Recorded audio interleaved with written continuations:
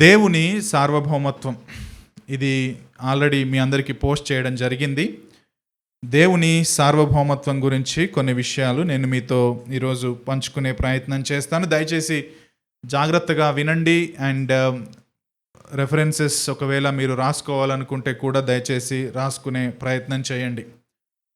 దేవుడు పరిశుద్ధుడు, దేవుడు ప్రేమ గలవాడు, దేవుడు న్యాయవంతుడు, దేవుడు కరుణ గలవాడు, దేవుడు క్షమించేవాడు.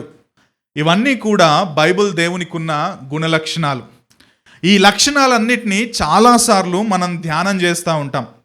ప్రత్యేకంగా దేవుడు ఈ విధంగా ఉంటే చాలా మంచిది అని మనం కోరుకుంటాం. అవన్నీ కూడా నిజమే. దేవుడు కృప కలిగిన వాడు, కనికరం కలిగిన వాడు, దయగలిగిన వాడు, క్షమిస్తాడు. ఇవన్నీ కూడా నిజమైన దేవుని గుణలక్షణాలే. కానీ చాలాసార్లు మనం పెద్దగా పట్టించుకొని దేవుని గుణలక్షణం ఏదైనా ఉందంటే అది దేవుని సార్వభౌమత్వం.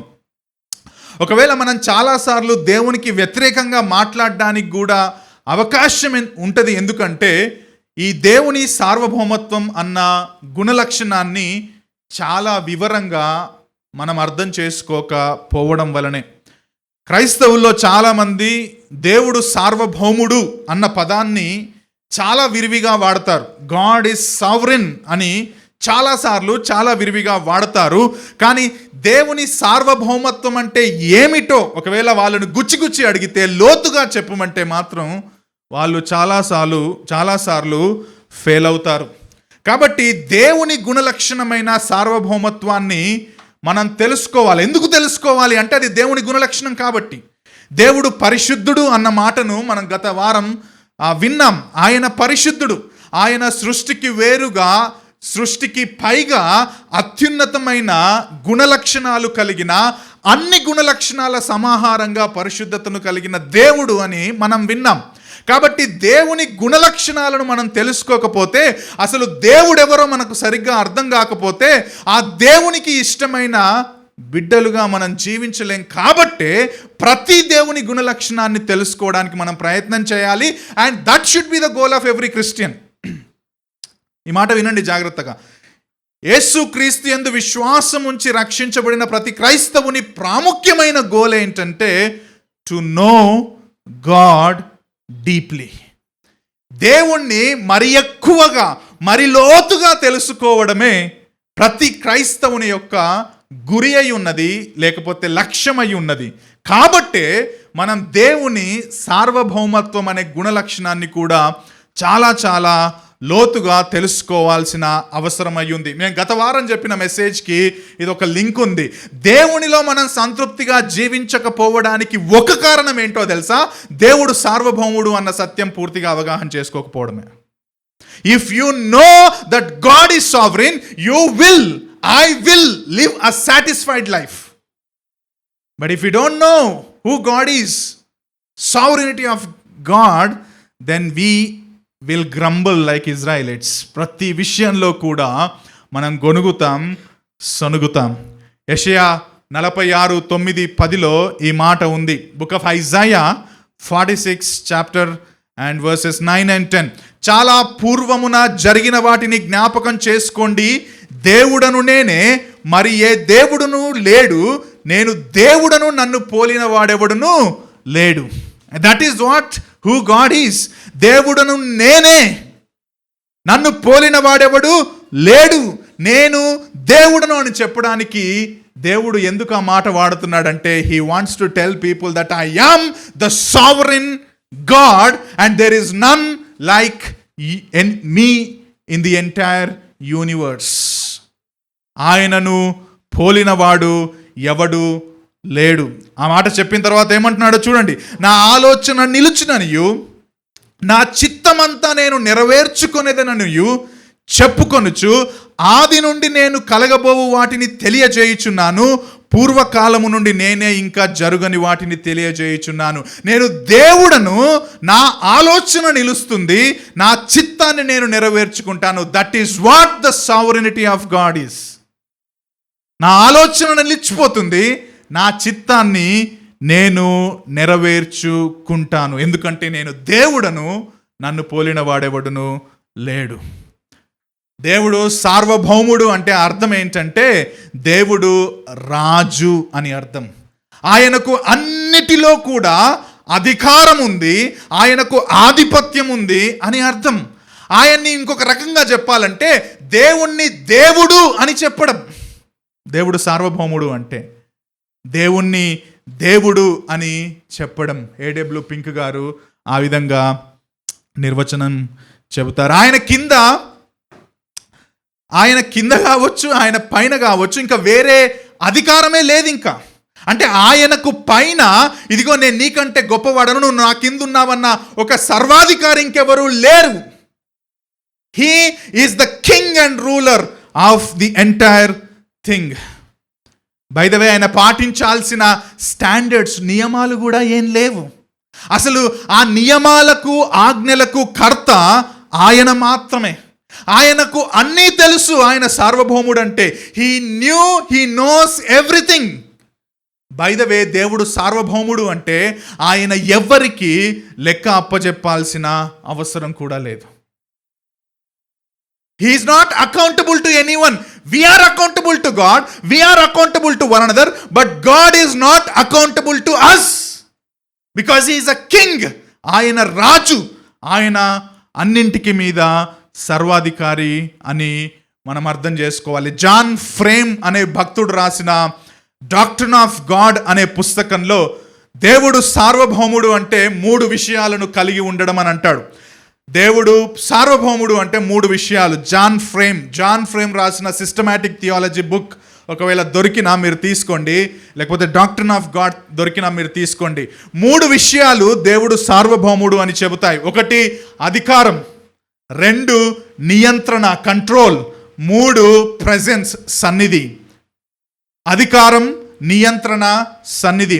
ఏది జరిగినా, ఈ మాట వినండి, సృష్టిలో ఏది జరిగినా సమస్తం, ఎవ్రీథింగ్ ఆయన ప్రణాళికలో ఆయన ఉద్దేశించినట్లుగా జరుగుతుంది. That is what control is. ఈ లోకంలో ఏది జరిగినా ఆయన ఉద్దేశించిన రీతిగా ఆయన ప్రణాళికలో జరుగుతుంది. That is what control is. అధికారం అంటే ఏంటంటే ఆయన సర్వము మీద అధికారం కలిగి ఉన్నాడు. ఆయన ఆజ్ఞలు ఇస్తాడు, వాటికి మనం లోబడాలి.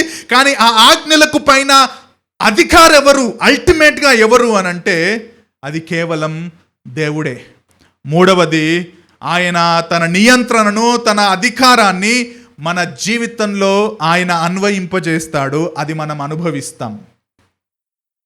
మనం ఎన్నడూ కూడా ఆయన న్యాయం నుండి, ఆయన ప్రేమ నుండి తప్పించుకోలేం. His presence, control, authority and presence, ఈ 3 ఆయన సావరెన్ గాడ్ అని మనకు తెలియజేస్తాయి.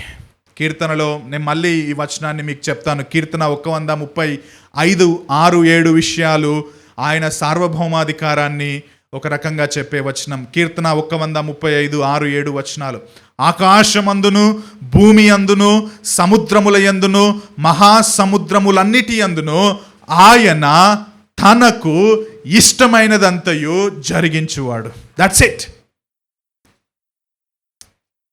ఆయన తనకు ఇష్టమైనదంతా కూడా జరిగించు వాడు. ఎందుకంటే ఆయన సార్వభౌముడు, ఆయన రాజు, ఆయన సర్వము మీద నియంత్రణ కలిగిన అధికారి. అందుకే తనకిష్టమైనదంతయు ఆయన జరిగించువాడు. ఆ దేవుని సార్వభౌమత్వాన్ని మనం అర్థం చేసుకోకపోతే మన క్రైస్తవ జీవితంలో చాలాసార్లు, ఈ మాట చెప్పనివ్వండి, మనకు తెలియకుండానే దేవునికి వ్యతిరేకంగా మనం పాపం చేసే అవకాశం ఉంది. మన గొనుగుల్లో, మన సొనుగుల్లో మనం దేవుణ్ణి తిట్టే అవకాశం ఉంది. మన ప్రవర్తనలో, మన మనస్సుల్లో దేవుణ్ణి ఆయన రాజ్యం అంటే ఆయన సింహాసనం నుండి కిందికి దింపేసే అవకాశం ఉంది. కాబట్టే మనం దేవుని సర్వభౌమాధికారాన్ని జాగ్రత్తగా లేఖనాలను బట్టి అర్థం చేసుకోవాల్సిన అవసరం ఉంది. ఆ లేఖనాలు ఏంటో ఈరోజు నేను కొన్ని మీకు చూపించే ప్రయత్నం చేస్తాను. ఏ విషయాల్లో దేవుడు సార్వభౌముడు, దేవుడు నియంత్రణ కలిగి ఉన్నాడు, అధికారం కలిగి ఉన్నాడని చెప్పినప్పుడు వేటి మీద అధికారిగా ఉన్నాడు, వేటి మీద ఆయన నియంత్రణ కలిగి ఉన్నాడు? లేఖనాలను మనం చూసే ప్రయత్నం చేద్దాం. మొట్టమొదటిది, సృష్టిని చేయడంలో, సృష్టిని పరిపాలించడంలో ఆయన సార్వభౌముడు. సృష్టిని చేయడంలో, సృష్టిని పరిపాలించడంలో ఆయన సార్వభౌముడు. ఆదికాండం 1:1 మనందరికీ తెలుసు. ఆది యందు దేవుడు భూమి ఆకాశాలు సృష్టించాడు. ఎవరు సృష్టించారు ఈ సృష్టి అంతటిని? దేవుడు సృష్టించాడు. ఆదికి ముందు 1వ అధ్యాయం 1వ వచనానికి ముందుగా నిత్యత్వంలో ఉన్న దేవుడు, సమస్తము శూన్యం ఉన్నప్పుడే నిత్యత్వంలో ఉన్న దేవుడు ఆదికాండం 1:1 ఆయన మాట చేత సమస్త సృష్టిని ఆయన చేశాడు. ఈ సృష్టికి మూలం దేవుడే, ఈ సృష్టికి ఆధారం దేవుడే. ఎందుకంటే నిర్వచనం ప్రకారం సార్వభౌముడైన దేవుడే సృష్టికర్త, లేకపోతే సృష్టిని చేయగలడు. సార్వభౌముడైన దేవుడే సృష్టికర్త, ఆయన మాత్రమే చేయగలడు. దానికి ముందంతా శూన్యం, అసలు మట్టి కూడా లేదు. ఆ రోజు ఏ రోజైతే ఆ 6 రోజుల్లో సృష్టిని చేశాడో ఆ 6 రోజుల్లోనే సమస్తం ఉనికిలోకి వచ్చాయి. అండ్ దాంట్లోంచి మట్టిని ఆయన తీసుకొని ఆయన మనుషులను చేశాడని కూడా 6వ రోజు మనం చూస్తున్నాం. అసలు ఎవరు చెప్పారు దేవుడు సృష్టిని చెయ్యాలని? దేవునికి ఎవరైనా కౌన్సిల్ ఇచ్చారా? దేవుడు సృష్టిని చేయకుండా ఉండే అధికారం కూడా ఆయనకుంది. Because he is sovereign. ఆయనకెవరు కౌన్సిలింగ్ ఇవ్వలేదు నువ్వు సృష్టిని చెయ్యాలని. And he doesn't take counsel from anyone. ఆయన సృష్టిని చేయకుండా ఉండే అధికారం ఉంది, కానీ చేశాడు. ఎలా చేశాడు? Because he is sovereign. ఆయన సార్వభౌముడు కాబట్టే ఆయన సృష్టిని చేశాడు. అందుకే ఇర్మియా 10వ అధ్యాయం 12-13 వచనాల్లో జెరెమయా ఈ విధంగా అంటాడు, ఆయన తన బలము చేత భూమిని సృష్టించాడు, తన జ్ఞానము చేత ప్రపంచాన్ని స్థాపించాడు, తన ప్రజ్ఞ చేత ఆకాశాన్ని విశాలపరిచాడు. జెరెమయా 10:12-13 ప్రజ్ఞ చేత ఆకాశాన్ని విశాలపరిచాడు. ఆయన ఆజ్ఞ ఇయ్యగా జలరాశులు ఆకాశ మండలంలో పుట్టును, భూమి అంత భాగములలో నుండి ఆయన ఆవిరిని ఎక్కజేయును, వర్షము కలుగునట్లుగా ఆయన మెరుపులు పుట్టించును, తన ధనాగారములలో నుండి గాలిని రావించును. ఎవరు చెప్పారు దేవుడికి ఈ విధంగా చేయమని? ఎవరు చెప్పలా. He is sovereign and that's how he did everything. మేఘాల్లోంచే వర్షం రావాలని చెప్పి ఎవరు నియమించారు? ఆవిరి పైకి వెళ్తే మేఘాల్లో ఒక రసాయన క్రియ జరిగి వర్షం కిందికి రావాలన్న దాన్ని ఆ సిస్టమ్ ఎవరు డెవలప్ చేశారు? Nobody told God about the theories of the science. వాటిలోంచి మనం సైన్స్ని తర్వాత డిఫైన్ చేసుకున్నాం, కానీ nobody told God, because he is sovereign. ఆయన సార్వభౌముడైన దేవుడు. ఆమోసు 4:7, బుక్ ఆఫ్ ఏమోస్ చాప్టర్ 4:7, మరియు కోతకాలమునకు ముందు 3 నెలలు వాన లేకుండా చేశాను. బ్రదర్స్ అండ్ సిస్టర్స్, వాన లేకుండా చేసేది, వర్షాలు పడకుండా ఉండేది కారణం ఏంటో తెలుసా? ఏంటి? క్లైమేట్ చేంజ్ కాదు. సూపర్. అసలు ఒక పట్టణం మీద కురిపించి మరి ఒక పట్టణం మీద కురిపింపకపోతేని ఒక చోట వర్షము కురిసెను, వర్షము లేని చోటు ఎండిపోయాను. ఎవరు వీటిని డిసైడ్ చేసేది? గాడ్. మార్కు సువార్త 4వ అధ్యాయం 39-41, అందుకు ఆయన లేచి గాలిని గద్దించి నిశ్శబ్దమై ఊరకుండుమని సముద్రంతో చెప్పగా గాలి అణిగి మిక్కిలి నిమ్మలమాయెను. ఎందుకు నిమ్మలమయ్యింది? Because he is sovereign over creation. Because he is the creator, he is sovereign over creation. That's why the wind stopped. ఆగిపోయింది. మిక్కిలి నిమ్మలమాయెను. Pin drop silence. బికాస్ దేవుడు సార్వభౌముడు. అందుకే చివరి అధ్యాయం బైబిల్లో, ప్రకటనలో 4వ అధ్యాయం 11లో, ప్రభువా మా దేవా, ఎవరు వీళ్ళందరూ? 24 పెద్దలు. ప్రభువా మా దేవా, నీవు సమస్తమును సృష్టించితివి. You created everything. 24 పెద్దలు అంటున్నారు, నీ చిత్తమును బట్టి అవి ఉండెను. ఎవరి చిత్తాన్ని బట్టి ఉన్నాయి సృష్టిలో అంతా? ఎవ్రీథింగ్ ఆయన చిత్తాన్ని బట్టి ఉండెను. ఆ చిత్తాన్ని బట్టి అవి సృష్టింపబడెను గనుక నీవే మహిమ ఘనత ప్రభావములు పొందనర్హుడవని చెప్పి తమ కిరీటములు సింహాసనం ఎదుట పడవేసిరి. Even those 24 elders understood that he is sovereign. He is creator God. అన్నది మనం అర్థం చేసుకోవచ్చు. బై ద వే, దేవుడికి ఎవరైనా చెప్పారండి సృష్టిని ఇట్లనే చేయాలని? ఈ సృష్టిని ఇట్లా కాకుండా ఇంకోలాగా చేసే అధికారం దేవునికి ఉందా? ఉంది. ఈ సృష్టిలో ఉన్న విభిన్నత కూడా అది దేవుని సార్వభౌమ జ్ఞానం నుండే జాలువారింది. ఎందుకు గ్రహాలు కొన్ని పెద్దగా ఉండాలి, కొన్ని చిన్నగా ఉండాలి? ఎందుకు కొన్ని నక్షత్రాలు పెద్దగా ఉండాలి, కొన్ని చిన్నగా ఉండాలి? ఎందుకు కోటాను కోట్ల పాలపుంతలు ఉండాలి? ఎందుకు కొన్ని నక్షత్రాలు కింద పడి నాశనం అయిపోవాలి, ఇంకా కొన్ని నక్షత్రాలు కింద పడడానికి సిద్ధంగా ఉండాలి? ఎవరు చేశారు ఇదంతా? బికాస్ దేవుడు నియమించాడు, పరిపాలిస్తున్నాడు, ఆయన సార్వభౌముడిగా ఉన్నాడు. పక్షులు గాలిలో ఎగరాలని, వాటికి ఎగరడానికి రెక్కలు ఇవ్వాలని ఆలోచన చేసింది ఎవరు? దేవుడు. జలచరాలు నీటిలో ఉంటూ, జంతువులు భూమిలో పాకుతూ ఉండాలని, లేకపోతే పరిగెత్తుతూ ఉండాలని, బ్రతకాలని నిర్ణయం చేసింది ఎవరు? దేవుడు. కొన్ని మృగాలను క్రూర మృగాలుగా, కొన్ని మృగాలను సాధు జంతువులుగా నియమించింది ఎవరు? దేవుడు. He is sovereign. అత్యంత వేగంగా పరిగెత్తే చిరుతపులి, అతి నెమ్మదిగా నడిచే తాబేలు మరియు నత్త. నత్త నడక నడుస్తున్నావు ఎందుకురా అంటారుగా, స్లోగా నడుస్తుంది. ఎవరిచ్చారు ఆ వేగం చిరుతకు? ఎవరిచ్చారు అంత తక్కువ వేగం తాబేలుకు? ఆ విధంగానే మీ నడక ఉండాలని నిర్ణయం చేసింది ఎవరు? సార్వభౌముడైన దేవుడు. ఈ వైవిధ్యత కూడా దేవుడే చేశాడు. గులాబీ ముక్కకు ముళ్ళు ఎందుకు ఉండాలి, బంతి పూలకు ముళ్ళు ఎందుకు ఉండకూడదు? కొన్ని సంవత్సరానికి ఒక్కసారి ఎందుకు పూయాలి, కొన్ని సంవత్సరంలో 10 సార్లు ఎందుకు పూయాలి? కొన్ని ఆకులు తినడానికి, కొన్ని ఆకులు తినకుండా ఉండడానికి ఎందుకున్నా? ఎవరు నిర్ణయించారు సృష్టిలో ఈ వైవిధ్యత? సార్వభౌముడైన దేవుడు. అంతెందుకు, మనుషుల్లో కొంతమందికి ఎక్కువ జ్ఞానం ఎందుకు ఉండాలి, కొంతమందికి తక్కువ జ్ఞానం ఎందుకు ఉండాలి? ఎవరు నిర్ణయించారు మళ్ళీ అది? It is sovereign lord. By the way, Bible చదివితే జంతువుల మీద కూడా దేవుడు ఎంత సార్వభౌమాధికారిగా ఉన్నాడో మనకు అర్థమైపోతుంది. జంతువుల మీద కూడా 2వ రాజులు 17వ అధ్యాయం 25వ వచనం చూస్తే, అష్షూరీయులు షోమ్రోనులో అన్యజనులతో ఉంటారు.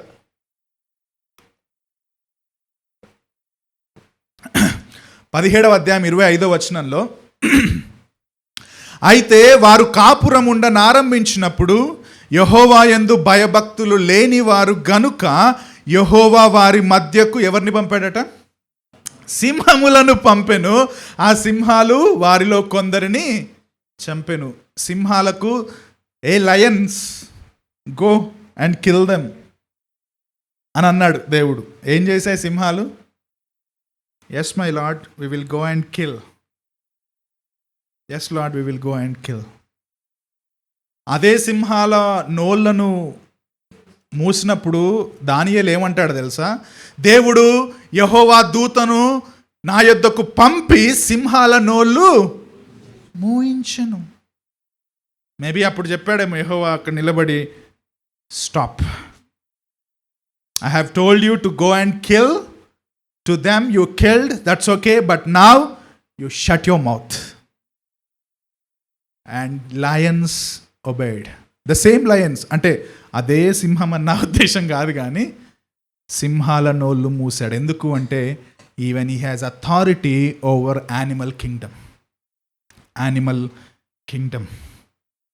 ఒక ఆయన అందుకే ఈ విధంగా అంటాడు, దేవుడు క్రూరమైన సింహం నోరు మూయగలిగితే, దేవుడు క్రూరమైన సింహం నోరు మూయగలిగితే, అదే దేవుడు మలేరియాను కలిగించే దోమ నోరు కూడా మూయగలడు.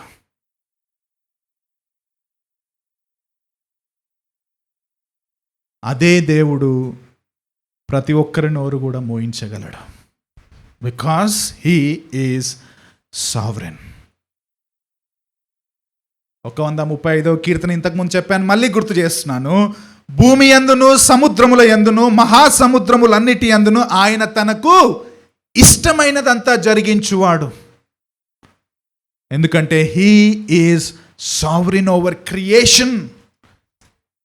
And he is the one who sustains the creation. రెండవ మాట, మనిషి పుట్టుక మరియు మరణం మీద కూడా దేవుడు సార్వభౌముడు. Dear brothers and sisters, we are not here accidentally. ఫలానా రోజు ఫలానా సంవత్సరంలో మనం పుట్టడానికి కారణం సార్వభౌముడైన దేవుడే.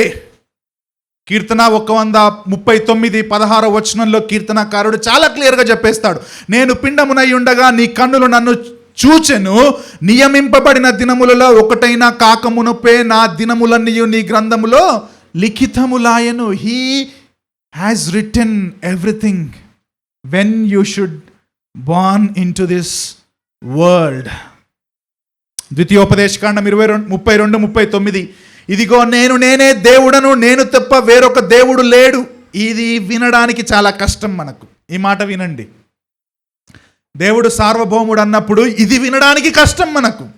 ఏమంటున్నాడో తెలుసా? 32వ అధ్యాయం 39వ వచనం, మృతి నొందించువాడను నేనే, బ్రతికించువాడను.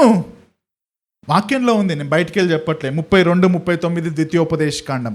మృతి నొందించువాడను, బ్రతికించువాడను, గాయపరచువాడను, స్వస్థపరచువాడను నేనే నేనే నేనే. He is sovereign. మన బర్త్ మీద, మన డెత్ మీద ఆయన సావరెన్. 1 సమూయేలు 2వ అధ్యాయం 6వ వచనం. మనకి ఇష్టం లేని వచనాలు, అంటే మానవ దృక్కోణం నుంచి చూస్తే ఇవి వినడానికి మన చెవులు ఇబ్బంది పడుతూ ఉంటాయి. కానీ దేవుని వాక్యం ఈ విధంగా చెప్తుంది, జనులను సజీవులనుగాను మృతులుగాను చేయువాడు దేవుడే. యెహోవా ఏ పాతాళమునకు పంపుచు అందులో నుండి రప్పించుచుండు వాడు ఆయనే. మరో మాటలో చెప్పాలంటే మన జనన దినం మరియు మరణ దినం రెండూ కూడా దేవుని చేత నియమించబడ్డాయి. గత వారం విమాన ప్రమాదంలో 2241 మంది ఆన్ బోర్డ్, మళ్ళీ కింద ఒక 10 మంది వరకు చనిపోవడానికి కారణం దేవుడని మనం చెప్పలేం, కానీ అది దేవుని సార్వభౌమత్వంలో జరిగింది అని మాత్రం మనం ఒప్పుకోవాల్సిందే. ఆయనకు తెలియకుండా జరగలేదు అది. ఈ మధ్య జరిగిన ప్రవీణ్ పగడాల గారి మరణం కావచ్చు, గత వారం జరిగిన శామ్ ఆనంద్ గారి మరణం కావచ్చు, మనకు చాలా ఇబ్బందికరంగా ఉంది. ఇంత యవ్వనస్తులు దేవుని కోసం ఇంకా పౌరుషంగా బతకాల్సింది సడన్గా చనిపోయారు. ఏంటిది? ఎందుకు ఇలా జరిగింది? Dear brothers and sisters, God is sovereign over the deaths of these people. అరే, ఆయన ఇంకొన్ని రోజులుంటే ఇంకొన్ని ఆత్మలను సంపాదించేవాడు, ఇంకా ఎన్నో సంఘాలను స్థాపించేవాడు.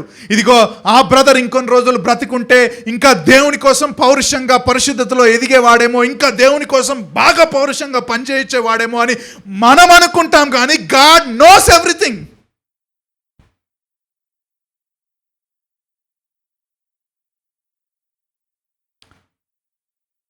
దేవునికి he knew everything and he is the one who decides. మన జనన దినం, మన మరణ దినం ఆయన ఆధీనంలో ఉన్నాయి. And is a good God, he is a sovereign God. Whether it is plus or minus, whether it is positive and negative, God reigns forever because he is sovereign. And don't tell God అట్లా చేస్తే బాగుండే దేవా. ఓహో, really? ఆయన ఇంకొన్ని రోజులు ఉంటే బాగుండేది దేవా. రియలీ? మన ఎమోషన్స్ నేను తగ్గించడానికి కాను. We have that emotions, but I want you people to understand that God rains. అన్నింటి మీద ఆయన అధికారిగా ఉన్నాడు. 3వ పాయింట్, గాడ్ ఈజ్ సావరెన్. కొంతమంది పుట్టుకతో గల వైకల్యాలపై, కొంతమందికి ఆ పిదప కలిగే వ్యాధులపై కూడా దేవుడు సార్వభౌముడు. చాలామంది క్వశ్చన్ చేస్తూ ఉంటారు, ఎందుకు దేవుడు ఆ వ్యక్తిని అలా పుట్టించాడు? ఎందుకు దేవుడు పుట్టినప్పటి నుంచి చెవిటివాడిగా చేశాడు, మూగవాడిగా చేశాడు, కాలు లేనివాడిగా చేశాడు, డౌన్ సిండ్రోమ్స్తో చేశాడు, ADHDతో చేశాడు. Why? Let me tell you, he is sovereign. వాటిపైన కూడా దేవుడు సావరెన్.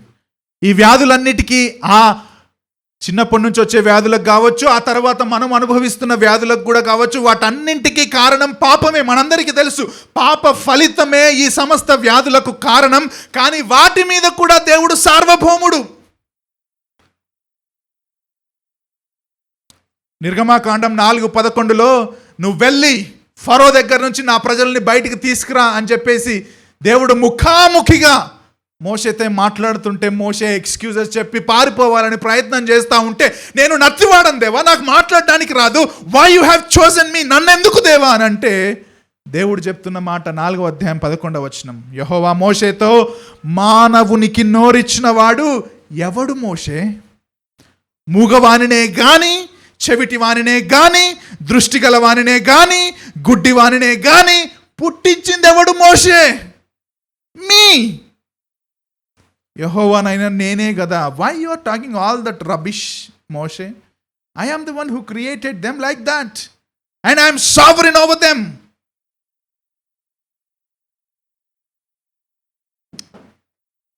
యోబుకు శ్రమలు ఎందుకు వచ్చాయి? పౌలు శరీరంలో ముళ్ళు ఎందుకు ఉంది? వాటన్నింటిలో కూడా దేవుడు సార్వభౌముడు, అంతే.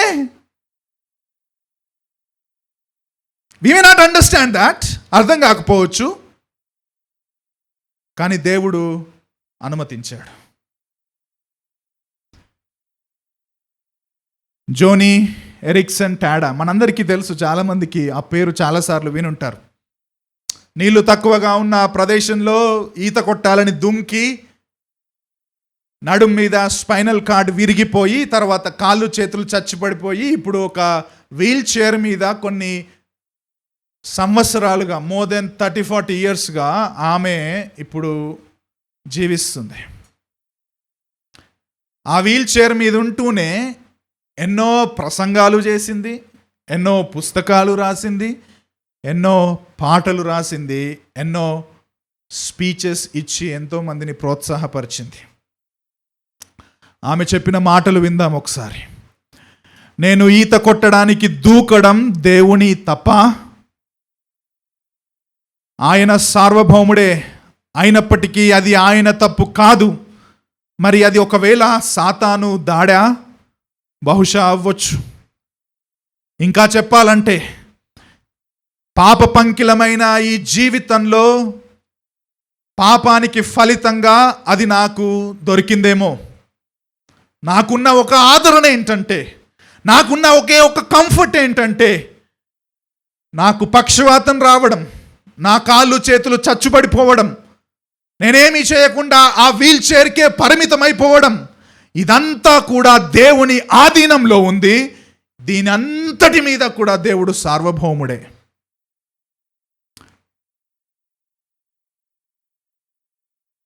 ఒకవేళ పురుషునికి ఎగ్జాంపుల్గా మనం బైబిల్లో యోబును చూస్తే, బైబిల్కి వేరుగా ఒక స్త్రీకి ఎగ్జాంపుల్గా బహుశా జోనీ ఎరిక్సన్ టాడాని మనం చూడొచ్చేమో. And I was reading the article she wrote to Ligonier. RC Sproul గారి మినిస్ట్రీకి తాను ఆర్టికల్ రాసింది. ఆ ఆర్టికల్ నుంచి ఈ మాటలు నేను తీసుకున్నాను. ఎక్కడ కూడా దేవుణ్ణి కర్స్ చేసినట్టుగా, ఎక్కడ కూడా దేవుడే ఇది చేశాడన్నట్టుగా ఒక్క పదం కూడా ఆమె వాడలేదు. Because she understood that God is sovereign over her problem. కొందరు మానసికంగా ఇబ్బందులతో, అంగవైకల్యంతో ఎందుకు జన్మిస్తున్నారు, వాళ్ళు అసలు అలా పుట్టడానికి వీలు లేదు అని అంటున్నామంటే, మనం ఒక రకంగా దేవుని జ్ఞానాన్ని, దేవుని సార్వభౌమత్వాన్ని ప్రశ్నిస్తున్నామని. ఒకవేళ అదే ప్రశ్న మనం వేయాలనుకుంటే ముందు ఈ ప్రశ్న వేసుకోవాలేమో. జాగ్రత్తగా వినండి. వాళ్ళు ఎందుకు అట్లా పుట్టించారు దేవుడు, వాళ్ళని ఎందుకు అలా చేశాడు దేవుడు అన్న ప్రశ్న మనం అడగడానికి ముందు ఈ ప్రశ్న వేసుకోవాలి. అదే అంగవైకల్యాన్ని, అదే శ్రమను దేవుడు నీకెందుకు పుట్టించలేదు?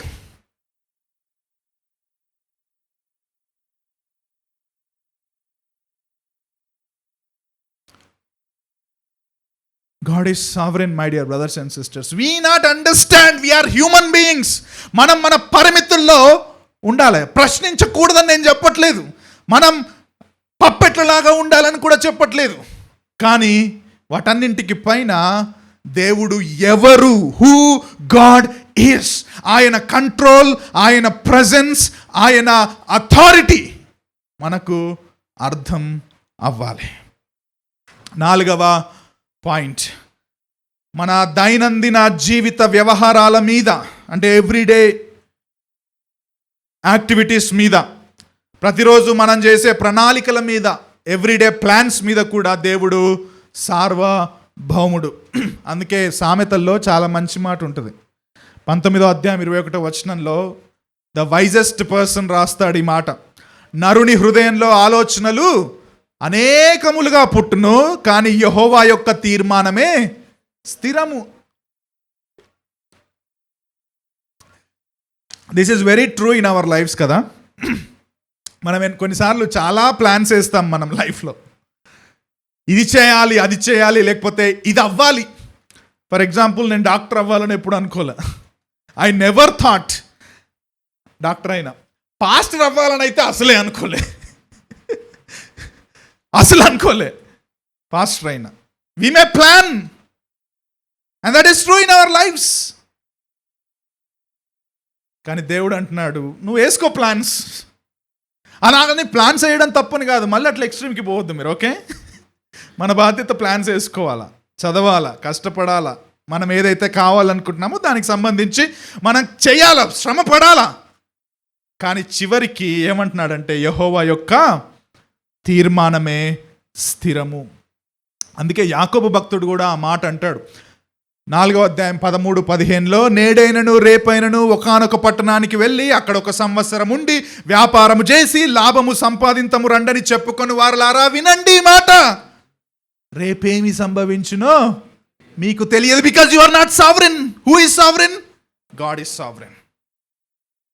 మీ జీవమే పాటిది, మీరు కొంతసేపు కనబడి అంతలో మాయమైపోయే ఆవిరి వంటి వారే. కనుక ప్రభువు చిత్తం అయితే మనము బ్రతికి ఉండి ఇది అది చేతమని చెప్పుకోవాలి. ప్రభువు చిత్తము అయితే అని చెప్తున్నావంటే you are telling that God is sovereign, I am not. That is what actually మనకు తెలియకుండానే ప్రభు చిత్తం అయితే అని మనం మాట్లాడుతున్నామంటే, ప్రభు చిత్తం అయితే అంటే మనం ప్రభువుకు సార్వభౌమాధికారాన్ని అందిస్తున్నామని అర్థం. ఆ పదం వాడట్లేదేమో, సార్వభౌమ అధికారం అని.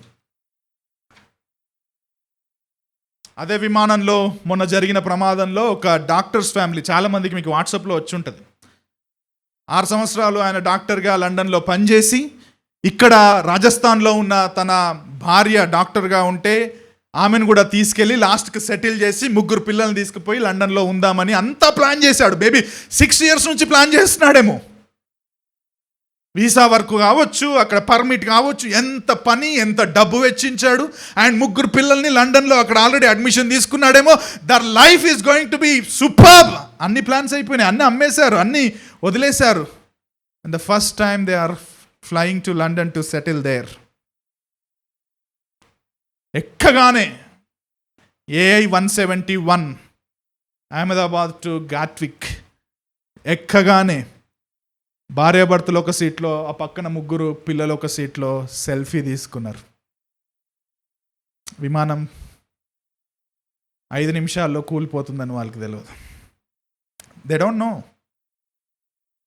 నో రేపేమి సంభవించునో తెలీదు. Because we are not sovereign. 5వ మాట, మెయిన్ మాట, చాలా ప్రాముఖ్యమైన మాట. మనందరి జీవితాలకు ఇంతకంటే గొప్ప మాట లేదు, ఇంతకంటే గొప్ప విషయం లేదు మన జీవితాల్లో. ఏంటో తెలుసా అండి? యేసుక్రీస్తు మరణంలో కూడా దేవుడు సార్వభౌముడు. యేసుక్రీస్తును సిలువకు పంపింది యూదులు కాదు, యేసుక్రీస్తును సిలువకు పంపింది పరిసయ్యులు కాదు, యేసుక్రీస్తును సిలువకు అప్పజెప్పింది పిలాతు కాదు, యేసుక్రీస్తును సిలువకు అప్పజెప్పింది దేవుడు. It is God who sent Lord Jesus Christ to the cross, not any other person.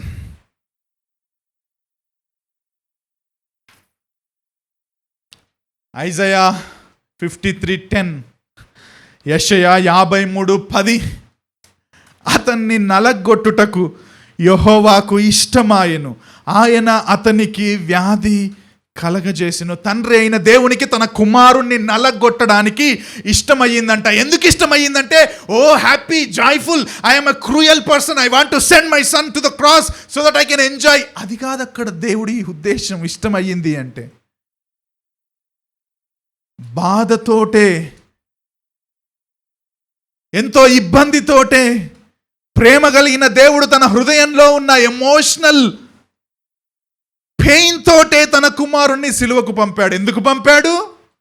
ఆయనను సిలువకు పంపకపోతే నీకు నాకు రక్షణ దొరికేది కాదు.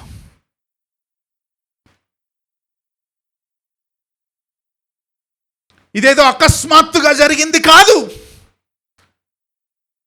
All of a sudden Jesus Christ ఈ లోకానికి వచ్చి, ఆల్ ఆఫ్ ఎ సడన్ ఆయన మరణానికి పోయి, శిలువ మీద చచ్చిపోయి, ఆయన తిరిగి లేచి, ఏదో హిస్టరీలో ఒక అద్భుతంగా సడన్ గా జరిగిన ఉద్దేశం కాదు. That was the plan of God from the beginning, to save his people. అందుకే పేతురు, పారిపోయిన పేతురు, బొంకిన పేతురు, అబద్ధాలాడిన పేతురు, పునరుత్థానం తరువాత go in to the world and preach the gospel and make disciples అన్న ఆజ్ఞను పొందుకున్న పేతురు మొదటిసారి యెరూషలేములో పెంతెకోస్తు పండుగ రోజు నిలబడి మొదటి ప్రసంగంలో ఈ మాట గుర్తు చేస్తున్నాడు దేవుని సార్వభౌమత్వం గురించి. అపోస్తల కార్యముల గ్రంథం 2:23, book of Acts chapter 2 verse 23. జాగ్రత్తగా వినండి, పేతురు మాటలు ఇవి. దేవుడు నిశ్చయించిన సంకల్పమును, ఆయన భవిష్యత్ జ్ఞానమును అనుసరించి అప్పగింపబడిన ఈయనను, ఎప్పుడు? ఈరోజు మీరు దుష్టుల చేత సిలువ వేయించి చంపితిరి. కానీ ఇది ఎప్పుడు నిర్ణయించాడు? ఆయన నిశ్చయించిన సంకల్పం. That is the plan of God. ఆ ప్లాన్ ఆఫ్ గాడ్లో భాగంగా మీరు ఈయనను అప్పగించారు, దుష్టుల చేత సిలువ వేయించి చంపారు. ఇది ఈరోజు అకస్మాత్తుగా జరిగింది కాదు, అది ఆయన ఆల్రెడీ నిశ్చయించి సంకల్పించాడు.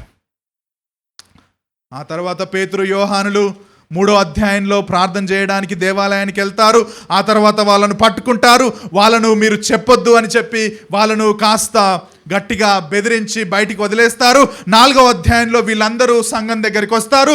సంఘం దగ్గరికి వచ్చిన తర్వాత సంఘం వారి గురించి ప్రార్థన చేస్తుంది. పేతురు, యోహాను మిగతా వాళ్ళందరితో కలిసి ఏమని ప్రార్థన చేస్తుందో తెలుసా? 4వ అధ్యాయంలో అపోస్తుల కార్యం 4:27-28లో, book of Acts chapter 4 verses 27 and 28. ఏమి జరగాలని నీ హస్తము, నీ సంకల్పము ముందుగా నిర్ణయించెను, వాటినన్నిటికీ చేయుటకై నీవు అభిషేకించిన నీ పరిశుద్ధ సేవకుడైన యేసునకు విరోధముగా హేరోదును, పొంతి పిలాతును, అన్య జనులతోనూ ఇశ్రాయేలు ప్రజలతోనూ ఈ పట్టణమందు నిజంగా కూడుకున్నారు. హేరోదు కావచ్చు, పిలాతు కావచ్చు, యూదులు కావచ్చు, పరిసయ్యులు కావచ్చు. ఎందుకు కూడుకున్నారంటే, ఏమి జరగాలని నీ హస్తము ముందుగా నిర్ణయించిందో అది చేయడానికి వీళ్ళు కూడుకున్నారు. వీళ్ళు కూడుకున్నందుకు అది జరగలేదు. ఆయన ఆల్రెడీ ప్లాన్ చేశాడు కాబట్టి, sovereign God, they have gathered to crucify lord Jesus Christ. ఎందుకు ఆయన మరణాన్ని దేవుడు సంకల్పించాడంటే, మన కోసం, మన రక్షణ కోసం, పాపములో అపరాధములో చచ్చిన స్థితిలో ఉన్న ప్రజలను రక్షించడం కోసం, ఒకరోజు నిత్య నరకానికి తీర్పుకు వెళ్తున్న ప్రజలను రక్షించడం కోసం యేసుక్రీస్తుని ఈ లోకానికి పంపాడు. తన భవిష్యత్ జ్ఞానమును బట్టి ముందుగా ఆయన నిశ్చయించాడు. ఎప్పుడు నిశ్చయించాడు ఇది? ఆదికాండం 3:15లో ఉంది ఆ వాగ్దానం. Book of Genesis 3:15. నీకును స్త్రీకిని, నీ సంతానానికి ఆమె సంతానానికి వైరం కలగజేసదును, అది నిన్ను తల మీద కొట్టును, నువ్వు దానిని మడిమ మీద కొట్టదు అని చెప్పాను. ఈ వచనాన్ని నెరవేర్చడానికి తన ప్రియకుమారుడైన యేసుక్రీస్తును సాతాను మెడ విరగొట్టడానికి, వాడి శక్తిని నిర్వీర్యం చేయడానికి యేసుక్రీస్తు, భవిష్యత్తులో యేసుక్రీస్తును దేవుడు ఈ లోకానికి పంపాడు. ఆయన శిలువ మరణం ద్వారా ఈ వాగ్దానం నెరవేరింది. ఎప్పుడు జరిగింది? ముందే, అకస్మాత్తుగా జరిగింది కాదు. ఆ వచనం లేకపోతే ఆ వాగ్దానం నెరవేరాలంటే పాపము లేని వ్యక్తి పాపుల కోసం మరణించాలి. రక్తం చిందించకుండా పాప క్షమాపణ లేదన్న ధర్మశాస్త్ర వాగ్దానాన్ని ఒక ఆయన నెరవేర్చాలి. అది నెరవేర్చడం ఏ మనిషి వల్ల కాదు. కాబట్టే యేసుక్రీస్తు ప్రభు ఈ లోకానికి వచ్చి మరణించాడు. It was planned. Sovereign God ఆయన ప్లాన్లో ఆయన సంకల్పించాడు. అందుకే జాన్ పైపర్ అంటున్నాడు, కుమారుడైన క్రీస్తును మరణానికి అప్పచెప్పింది సాతానుడు కాదు, అపవాది కాదు, పిలాతు కాదు, పరిసయ్యులు కాదు, యూదులు కాదు, కానీ సార్వభౌముడైన దేవుడే. సార్వభౌముడైన దేవుడే.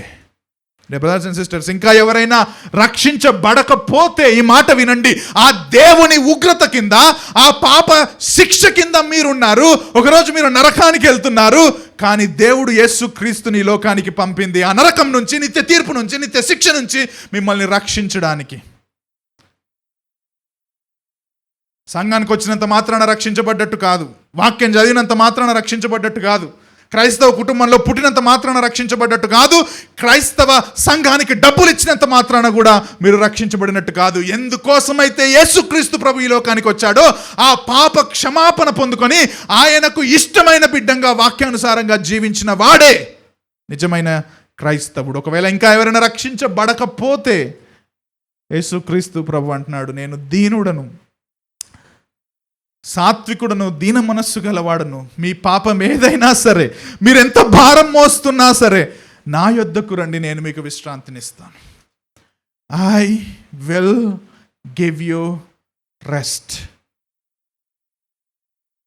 And if you are a restless person in this life, I was restless last night. I was restless last night. And I prayed this prayer. Lord, you are sovereign. ఒక బిలీవర్గా చేశాను. ఒకవేళ అన్బిలీవర్గా నీ పాపాన్ని బట్టి రెస్ట్లెస్ ఉంటే, నీ సంబంధాలను బట్టి రెస్ట్లెస్ ఉంటే, జీవితంలో నిన్నెవరు పట్టించుకోవట్లేదని రెస్ట్లెస్ ఉంటే, డిప్రెషన్లో రెస్ట్లెస్ ఉంటే, నీ పాపం యొక్క గిల్ట్లో నువ్వు రెస్ట్లెస్ ఉంటే, God is saying, I am sovereign. I have come to save you. Come to me. Come. యేసు ప్రభు దగ్గరికి రండి. ఆయన మిమ్మల్ని క్షమించడానికి మరణించాడు. నీ బాధ్యత ఏంటంటే ఆయన యందు విశ్వాసం ఉంచడం. ఆయన యందు విశ్వాసం ఉంచడం. ఒకవేళ నువ్వు రక్షించబడ్డ వ్యక్తివైతే ఎటువంటి రెస్ట్లెస్నెస్ అయినా సరే, రక్షించబడ్డాక కూడా నువ్వు పాపం చేస్తూ పాపంలో ఒకవేళ గిల్టీ ఫీలింగ్లో రెస్ట్లెస్ ఉంటే, నీ సొంత వాళ్ళే రక్షించబడ్డాక కూడా నీ సొంత వాళ్ళే నిన్ను తప్పుగా అర్థం చేసుకుంటే, రక్షించబడ్డాక కూడా నిన్నెవరూ ప్రేమించకపోతే, come to God. He is sovereign. 2 గంటల వరకు పోరాడిన నేను 2:30కు పడుకోవడానికి కారణం, I found the rest in the presence of God. Brothers and sisters, మీ లైఫ్లో ఏ రెస్ట్లెస్ సిచ్యువేషన్ ఉన్నా సరే, go to God. He will give you rest. Many times we don't go to God, we go to various methods and methodologies.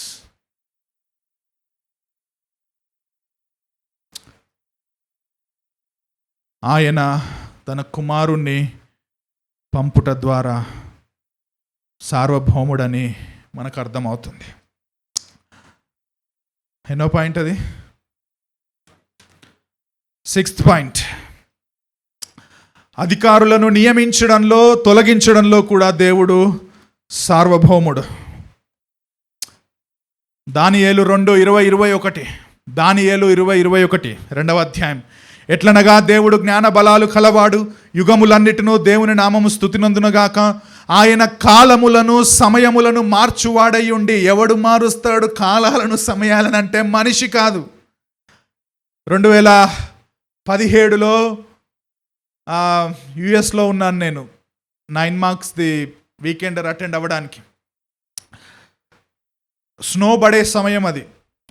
నా లైఫ్లో first time snow అక్కడే చూసా, లైవ్గా పడడం. యునో వాట్, సిస్టమ్ ఎట్లా ఉందంటే వాళ్ళకు సీజన్కి టైమ్స్ మారుతూ ఉంటుంది. వాళ్ళు టైం చేంజ్ చేస్తూ ఉంటారు. అది నాకు ఆడికి పోయిన తర్వాత తెలిసింది, అప్పటిదాకా తెలియదు నాకు. ఏమంటారు? డే లైట్, ఏమో తెలియదు. ఆ రోజు సడన్గా మా వాచ్లో ఉన్న టైం అంతా మారిపోయింది. గోడ మీద ఉన్న వాచ్లో టైం అంతా, ఎలక్ట్రిక్ ఉంటాయి కదా డిజిటల్, దానంతట అదే మారిపోయింది. నేను షాక్ అయినా. ఏంటి అని అంటే that was the system in US అంట. Day light saving program Vinay చెప్పినట్టు ఏంటో కానీ తెలియదు, దాని లోతుగా నాకు తెలియదు, కానీ దాన్ని మార్చేశారు వాళ్ళు. ఆటోమేటిక్ అన్ని వాచెస్లో, డిజిటల్ వాచ్లో వీళ్ళు మార్చకుండా మన దగ్గర తిప్పుతంగా తిప్పాల్సిన అవసరం రాలేదు. Everything changed. అది కొంతవరకే. కానీ సీజన్స్ని మార్చేది ఎవరు మారుస్తారు? ఎప్పుడైనా సీజన్స్ మార్చిన అనుభవం గుండా వెళ్ళామా మనం? రీసెంట్గా అయితే నేను వెళ్ళాము. మరి హైదరాబాద్లో ఉన్న మీరు ఎందుకు కాలేరా? మే మంత్లో వర్షాలు ఎక్కడ కురుస్తాయండి? వరదలు ఎక్కడ వస్తాయండి? మనం ఏం చెప్తాం? మే మంత్లో వర్షం, అందుకే క్లైమేట్ చేంజ్. అసలు ప్లాస్టిక్ వాడొద్దు అసలు. మనం ప్లాస్టిక్ మనదే problem. That is true. That one way, that's the పాపం, దట్స్ ద సిన్. కానీ అల్టిమేట్గా కాలాలను, సమయాలను మార్చే దేవుడు. దానియేలు అంటున్నాడు, రాజులను త్రోసివేయచ్చు నియమించుచు ఉన్నవాడు, వివేకులకు వివేకాన్ని, జ్ఞానులకు జ్ఞానాన్ని అనుగ్రహించు వాడైన వాడెవడంట? దేవుడు. ఆ తర్వాత మనందరికీ తెలుసు, నెబుకద్నెజర్ దగ్గరికి వెళ్ళడము, ఆ నెబుకద్నెజర్కు తర్వాత జరగబోయేది ఏంటో ఆయన చెప్పడము. ఆ నెబుకద్నెజరు, ఆ శక్తివంతమైన రాజు, ఒక పశువులాగా గడ్డి తింటాడు అని దేవుడు దానియేలు ద్వారా చెప్పడం చూస్తాం. దేవుడు ఆ విధంగా నెబుకద్నెజర్ చేత గడ్డి తినిపించడం కూడా మనం చూస్తాం. శక్తివంతమైన రాజా, అవును. అధికారం ఉందా? రాజ్యం మీద ఉంది. కానీ ఏం చేశాడో తెలుసా? దేవుడు దించడం కాదు, ఏం తినిపించాడు? గడ్డి తినిపించాడు. రాజులను నియమించేది ఆయన్నే, రాజులను తీసేది కూడా ఆయన. అంతెందుకండి, ఫరో హృదయాన్ని కఠినపరిచింది ఎవరండి? నిర్గమాకాండంలో మాట ఉంటుంది, యెహోవా ఫరో హృదయమును కఠినపరిచెను, అతడు వారి మాట, ఇట్ ఈస్ గాడ్. ఆ తర్వాత అదే ఫరోను, ఈ మాట వినండి, ఆ 1వ తెగులు 2వ తెగులు వచ్చినప్పుడే ఫరోను చంపడానికి దేవునికి శక్తి లేకపోదా?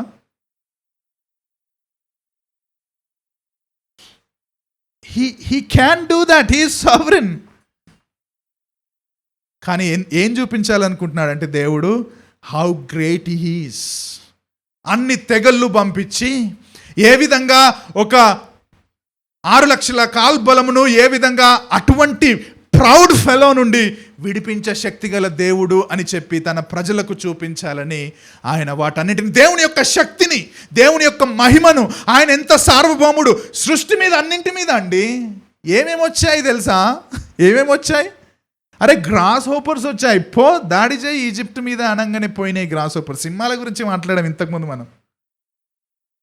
కప్పలు, ఏ ఫ్రాగ్స్ డోంట్ డూ బెకబెక ఇన్ దేర్, గో బెకబెక in Israel, sorry Egypt. They just listen to him.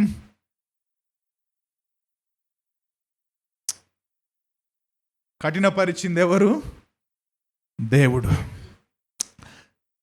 నీ బాస్ నీ మాట వింటలేడు, దట్స్ ద గ్రంబ్లింగ్ కదా మనకు చాలాసార్లు ఉండేది. నీ బాస్ పక్షపాతం చూపిస్తున్నాడు, ప్రమోషన్ నాకు రావాలి, ఆయనకి ఇచ్చిండు, ఆమెకి ఇచ్చింది. నీ బాస్ నీ మాట వినడు. నీ బాస్ ఎప్పుడు నిన్ను అబ్యూస్ చేస్తాడు, ఆయన అథారిటీని అబ్యూస్ చేస్తాడు. ఈ మాట కఠినమే కానీ చెప్పనివ్వండి, ఆయన కఠినం మీద కూడా దేవుడు సార్వభౌముడు. He sovereign. అందుకే రోమీలకు రాసిన పత్రిక 13వ అధ్యాయం 1వ వచనంలో పౌలు చాలా క్లియర్గా చెప్తాడు, అధికారులు ఎవరంట? సమస్తము కూడా, సమస్త అధికారులు దేవుని చేత నియమించబడ్డ వాళ్ళు పరిచారకులు అంటాడు, దేవుని పరిచారకులు అంటాడు. వాట్? నా మీద ఉన్న అధికారి, నా మీద ఉన్న అబ్యూసివ్ అథారిటీ దేవుని పరిచారకులా? ఎస్. అని మాట కూడా చెప్పనివ్వండి. నీ కంపెనీలో ఉన్న బాస్ గురించి పక్కన పెట్టు. ఈ దేశాన్ని వెళ్తున్న వాళ్ళు కూడా దేవుని చేత నియమించిన వాళ్ళే. You may not like him, you may not like her, but he is appointed by God. He is sovereign over India, he is sovereign over America, he is sovereign over the entire universe. And he knows everything. ఈ వ్యక్తిని ఈ దేశానికి అధికారిగా పెడితే ఏం జరగబోతుంది అనేది ఆయనకు తెలుసు. ఆయన బిడ్డలకు ఏం శ్రమలు వస్తాయనేది ఆయనకు తెలుసు. ఆయన బిడ్డల్ని ఈ అధికారి క్రింద అందరూ చచ్చిపోతారు, చంపేస్తారు, ఏమేమో అనుకుంటారు, అవన్నీ తెలుసు. ఆయన నియమిస్తాడు. And he is good God. He knows everything. And he is sovereign. ఆయన సమయంలో తొలగించేది కూడా ఆయన్నే. నెబుకద్నెజర్ని గడ్డి తినిపించిన ఆయన తినిపించలేడా అంటే తినిపిస్తాడు, టైం పడుతుంది అంతే. బట్ నీవు నేను చేయాల్సింది ఏంటంటే సావరెనిటీ ఆఫ్ లార్డ్లో సేఫ్గా, సాటిస్ఫైడ్గా ఉండడం. చివరిది చెప్పి క్లోజ్ చేస్తాను. 7వదా? కరెక్ట్ 7 వచ్చినాయి, సంపూర్ణమైన నంబర్. శ్రమల్లో, మరియు నేను తప్పు రాసుకున్నా కానీ ఇక్కడ 7 వచ్చినాయి. ఇది కూడా సావరెనిటీ ఆఫ్ గాడే. ఎందుకంటే నా స్క్రీన్ మీద ఇప్పుడు 5వ పాయింట్ అని వచ్చింది, అది కానీ 7 కదా. ప్రతాప్ సావరేనే కదా, నువ్వు కాదు, దేవుడు సావరేన్. శ్రమలలో మరియు శ్రమలను అనుమతించడంలో దేవుడు సార్వభౌముడు. క్రైస్తవులకు శ్రమలు రాకూడదు, క్రైస్తవులు శ్రమల గుండా వెళ్ళకూడదు. బైబిల్ దేవుణ్ణి నమ్ముకుంటే నీకు శ్రమలు రావు అని చెప్పేది అబద్ధబోధ. ఇంగ్లీష్లో దాన్నే ప్రాస్పరిటీ గాస్పల్ అని అంటారు. వాళ్ళు బైబిల్ గ్రంథాన్ని తప్పుగా చదివారు, లేకపోతే బైబిల్ మాటల్ని తప్పుగా అర్థం చేసుకున్నారు. కానీ బైబిల్ దేవుడు ఏమంటున్నాడంటే శ్రమలు వస్తాయి, శ్రమలు లేకుండా నువ్వు సంపూర్ణుడవు కావు. నీ పాపాన్ని బట్టి వస్తాయి, సాతాను యొక్క శోధనలను బట్టి వస్తాయి, కానీ వస్తాయి అవి తప్పకుండా. కానీ వాటన్నింటి మీద కూడా మళ్ళీ దేవుడు సార్వభౌముడు. For example Job. మీకు తెలుసు కొందరికి, బట్ మళ్ళీ చెప్పనివ్వండి. యోబు జీవితం చూస్తే దేవుడు ఏ విధంగా శ్రమల మీద సార్వభౌముడో మనకు అర్థమవుతుంది. తీసి పెట్టుకోండి యోబు గ్రంథం 1వ అధ్యాయం 11వ వచనం. అసలు సాతానుకు ఆ ఉద్దేశం ఉందో లేదో కూడా మనకు తెలియదు, కానీ దేవుడే సాతానుకు పుట్టించినట్టుగా అనిపిస్తుంది మనకు. 1వ అధ్యాయం 11వ వచనం మీరు చూస్తే, అంటే దానికి ముందు సాతానుకి దేవుడికి డిస్కషన్ జరుగుతుంది. నువ్వు నా సేవకుడైన యోబును చూచితివా? అసలు అడిగాడా సాతాన్? అక్కడ సాతాన్ అడిగాడా? ఫస్ట్ వెళ్ళి సాతాన్ అక్కడికి పోతే నువ్వు అసలు ఎడ తిరుగుతున్నావు బాబు అంటే, జర అట్టట్లా తిరిగి వస్తున్నా భూమి మీద, జర ఒక చక్కర కొట్టొస్తున్నా అంటే, చప్పుడుదాకా ఉండొచ్చుగా. దేవుడు ఏమన్నాడు? నీవు నా సేవకుడైన యోబును చూచితివా? ఆయన భూమి మీద యథార్థవంతునుడు, నీతిపరుడు అయి ఉన్నాడంటే మనోడు అన్నాడు, ఓ సాల్ దేవా, ఒక్కసారి అన్నీ ఇచ్చినావు కాబట్టి అట్లుంది. 11వ వచనం చూడండి. కాస్త నీ చెయ్యి జాపి అతనికి కలిగిన సమస్తాన్ని ఎవరు మొత్తాలంట?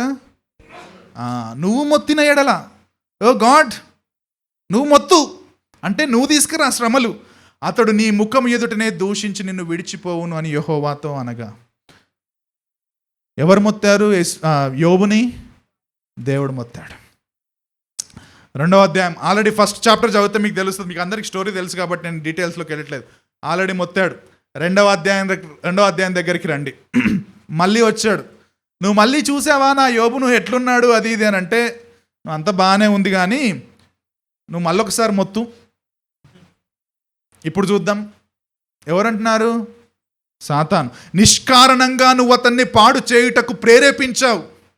దేవుడు అంటున్నాడు సాతానుతో, అతడు ఇంకను యథార్థత వదలక నిలకడగా ఉన్నాడంటే 5వ వచనంలో ఇంకోసారి చేయి జాపి అతని ఎముకను దేహాన్ని, అప్పుడు వస్తాయి ఆయన కొల్లంత పుండ్లు, బూడిదలో కూర్చొని పెంకు తీసుకొని రాసుకుంటా ఉంటాడు. అతడు నీ ముఖం ఎదుటనే దూషించి నిన్ను విడిచిపోవును అన్నాడు. 7వ వచనం చూడండి. కాబట్టి అపవాది యెహోవా సన్నిధి నుండి బయలు వెళ్ళి అరికాలు మొదలుకొని నడినెత్తి వరకు బాధగల కురుపులతో యోబును మొత్తెను. దేవుడు మొత్తాడు అని చూస్తున్నాం, ఆ తర్వాత అపవాది మొత్తాడని చూస్తున్నాం.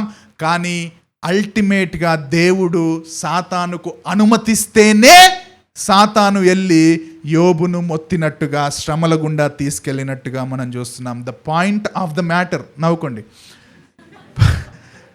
పాయింట్ ఏంటంటే ఈవెన్ ద టెంప్టేషన్స్, సాతాను మన మీదకి తీసుకొచ్చే శోధనల్లో, సాతాను మన మీదకి చేసే దాడుల్లో కూడా దేవుడు సార్వభౌముడు. సాతాను దేవునికి తెలియకుండా నిన్ను నన్నేం చెయ్యలేడండి. మాట వినండి జాగ్రత్తగా. He cannot do anything apart from the knowledge of God. When God allows it, then only Satan can come and attack us. మన శ్రమలు దేవుడు మనల్ని అనుమతించినప్పుడు కూడా ఆయన సార్వభౌముడు. అందుకే చివరి అధ్యాయంకి రండి ఒకసారి, 42వ అధ్యాయంకి, 42వ అధ్యాయం 11వ వచనం. ముగిస్తాను 5 నిమిషాల్లో. 42వ అధ్యాయం 11వ వచనం. అప్పుడు అతని సహోదరులందరూ, అతని అక్క చెల్లెళ్ళందరూ, అంతకు ముందు అతనికి పరిచయులైన వారును వచ్చి, యోబు దగ్గరికి వచ్చి, అతనితో కూడా అతని ఇంట అన్నపానములు పుచ్చుకొని బాగా తిని, యెహోవా అతని మీదికి రప్పించిన సమస్త బాధను గూర్చి ఎంత లేసి దుఃఖములు పొందితివని అతని కొరకు దుఃఖించుచు అతనిని ఓదార్చిరి. సాతాను అతని మీదికి రప్పించిన సమస్త బాధ అని అక్కడ రాయలేదు. యెహోవా అతని మీదికి రప్పించిన సమస్త బాధ. God is sovereign over your difficulties. And we have listened the testimony of various brothers and sisters from this same pulpit. దేవుడు ఎంత బాధ పెట్టినా, దేవుడు ఎంత శ్రమలను అనుమతించినా దేవుడు సార్వభౌముడు అని చెప్పి కొంతమంది సాక్ష్యాలను కూడా మనం విన్నాం. పౌలు శ్రమల గుండా వెళ్ళాడు, శిష్యులు శ్రమల గుండా వెళ్ళారు. వాళ్ళందరూ ఒకరోజు వాళ్ళ విశ్వాసం నిమిత్తం చంపబడ్డారు. అది శ్రమ కాదా? అది ఇరుకు కాదా? ఇబ్బంది కాదా? కానీ ఏనాడు వాళ్ళు దేవుణ్ణి ప్రశ్నించలేదు, సొనగలేదు, గొనగలేదు. ఎందుకంటే దేవుడు సార్వభౌముడు అన్న సత్యాన్ని శిష్యులు ఏనాడో తెలుసుకున్నారు. The problem with today's Christians, we don't know that God is sovereign over hour trials, over our sufferings. That's why we grumble against God. We grumble. నాకెందుకు ఇట్లా చేసినావు దేవా అంటే ఇంకొకలాగా చేయమని. You are counselling God. అసలు నువ్వు ఉన్నావా దేవా? You are talking about the existence of God. Just because నీకు ఒక చిన్న ఫీవర్ ఇట్లా కొడితే నువ్వు ఉన్నావా దేవా? ఆహా, ఎన్ని రోజులు ఉంటావు? బై ద వే, సరే ఇవ్వలేడు నీకు, అది క్యాన్సరే అనుకుందాం. నీకు క్యాన్సర్ ఇచ్చాడు దేవుడు. చిన్నప్పటి నుంచి సండే స్కూల్ నుంచి పోతావు, చిన్నప్పటి నుంచి అన్నీ చేసిన నీకోసం, నువ్వు క్యాన్సర్ నాకు ఎందుకు? ఎన్ని రోజులు బతుకుతావు? ఒకవేళ ఇవ్వలేడు క్యాన్సర్, ఎన్ని రోజులు బతుకుతావు? యునో వాట్, ఒకప్పుడు మన పెద్దోళ్ళ దగ్గరికి 80 ఉండే, ఏమంటారు దాన్ని, లైఫ్ స్పాన్. మా కొంచెం పైన ఉన్నలకు 70కి వచ్చింది. ఇప్పుడు 7కి వచ్చిందో తెలుసా అండి? 60కి వచ్చింది.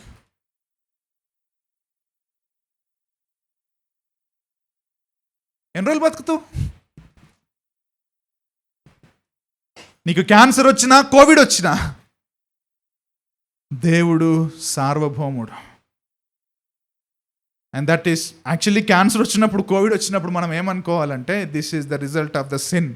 And Lord help me, how can I be thankful to you even in this situation? మనం చాలామంది గురించి మాట్లాడతాం కదా, John Piper, Tim Keller, John MacArthur, పెద్ద జనసమూహం ఉంది కదా మన జనరేషన్లో కూడా. Everybody suffered with major issues in their lives. John పైపర్కి ప్రోస్టేట్ క్యాన్సర్ ఉంది, తెలుసా మీకు? క్యూర్డ్ అనుకోండి ఇప్పుడు. టిమ్ కెల్లర్ 2 సార్లు క్యాన్సర్లతో చచ్చిపోయాడు. మెకార్థర్ ఇప్పుడు లేట్ స్టేజ్లో ఉన్నాడు. ఈ suffering with lot of issues. మనం కోట్ చేస్తాం, కానీ సఫరింగ్ లేని వాళ్ళు ఎవరైనా ఉన్నారా ప్రపంచంలో? Why they are very much satisfied? Because they knew that God is sovereign and we grumble for small things. యోసేపు అంతకు మించి మనకు వేరే ఎగ్జాంపుల్ రావద్దేమో. యోసేపు, నువ్వు మీరు అందరూ నాకు కీడు చేయాలని చూశారు, కానీ గాడ్ ఈజ్ సావరెన్, మీ అందరికీ మళ్ళీ మంచి చేయడానికే దేవుడు నన్ను ఇక్కడికి పంపాడని చెప్పాడంటే యోసేపుకు అర్థమైంది దేవుడు సార్వభౌముడని. ఆ మాట లేకపోతే అనకూడదండి. యోసేపు ఆ మాట అనడానికే కారణం అది. He understood that God is sovereign. ఇతరులు నీకు కీడు చేస్తున్నారేమో, ఇతరులు నీకు శ్రమలను పట్టుకొస్తున్నారేమో, ఇతరుల పట్ల నువ్వెంతో గాయపడుతున్నావేమో, ప్రార్థన చేయ వాళ్ళ గురించి. నీ బాధ్యత అది. God is sovereign. God is sovereign. Prayer చేయి, క్షమించు వాళ్ళని. నీ బాధ్యత అది. నీకు అర్థం కాదేమో ఎందుకు అట్లా అవుతుందని, కానీ సావరెన్.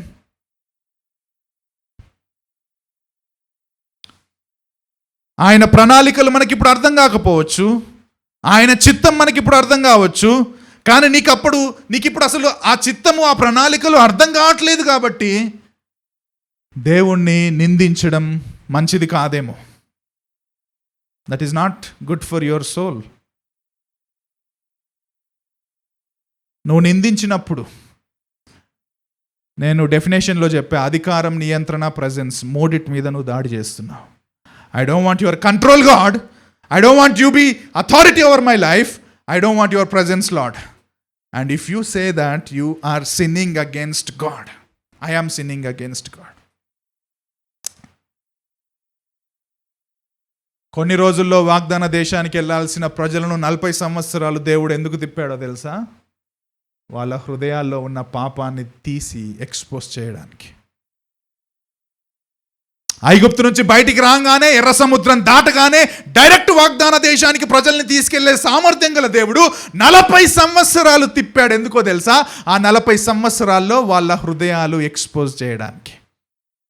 గొనిగి సొనిగి అన్నం ఇయ్యలేదు, కూర ఇయ్యలేదు, ఆడ మంచిగా ఉండే మాకు ఇక్కడికి వచ్చి తీసుకుపడేసినావు. ఎంత ఆ గలీజ్ హార్ట్ని బయటికి తీసేయడానికి దేవుడు శ్రమల్ని తీసుకొచ్చాడు.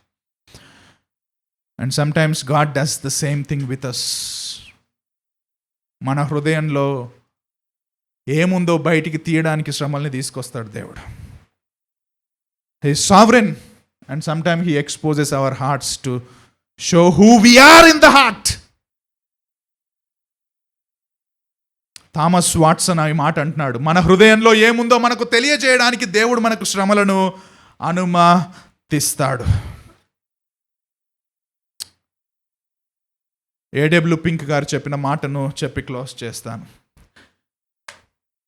దేవుని ఆధిక్యతను సవాలు చేయడానికి ఎవరు సాహసిస్తారు అంటే సాహసించొద్దు అని అంటున్నాడు. ఆయనకు వ్యతిరేకంగా సనుక్కోవడం ఘోరమైన తిరుగుబాటు చేయడమే. ఆయన మార్గాలను ప్రశ్నించడం ఆయన జ్ఞానాన్ని ఎగతాళి చేయడమే.